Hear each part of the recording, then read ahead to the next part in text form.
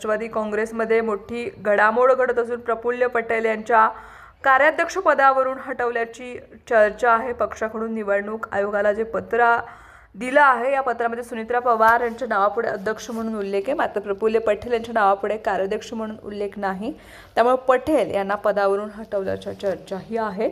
निवडणूक आयोगाला लिहिलेल्या पत्रात केवळ सुनीत्रा पवार आणि शिवाजीराव गर्जे यांच्याच नावापुढे पदाचा उल्लेख आहे, मात्र इतर कोणाच्याही नावापुढे पदाचा उल्लेख नाहीये। यापूर्वीही निवडणूक आयोगाला राष्ट्रवादी काँग्रेसचे आपलं संविधान दिलं होतं, त्यामुळे प्रफुल्ल पटेल यांचा उल्लेख कार्याध्यक्ष म्हणून होता। त्यांना पक्षाचा खजिनदार सरचिटणीस नेमण्याचा अधिकार देण्यात आले होते। त्यानंतर पक्षाच्या अंतर्गत नाराजी व्यक्त केली जात होती। पक्षात 2 गट पडल्याची देखील चर्चा आहे। त्यात आता राष्ट्रवादीकडून निवडणूक आयोगाला दिलेल्या पत्रात पटेलांच्या कार्याध्यक्ष पदाचा उल्लेख नसल्यानं चर्चांना उधाण आलंय।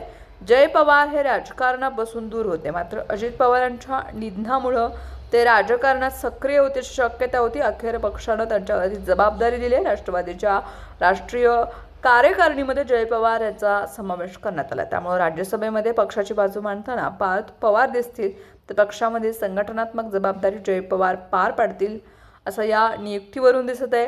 राष्ट्रवादीच्या कार्यकारिणीमध्ये तरुण नेत्यांना संधी देण्यात आले। जय पवार यांच्यासोबतच सरोज आहिरे, शेखर निकम, चेतन तुपे, सना मलिक आणि या तरुण नेत्यांना पहिल्यांदाच राष्ट्रीय कार्यकारिणीमध्येही समावेश करण्यात आला आहे। त्यामुळे या यंग ब्रिगेड सोबत सुनीत्रा पवार पक्षाची बांधणी नव्यानं करतील असं चित्रही दिसत आहे।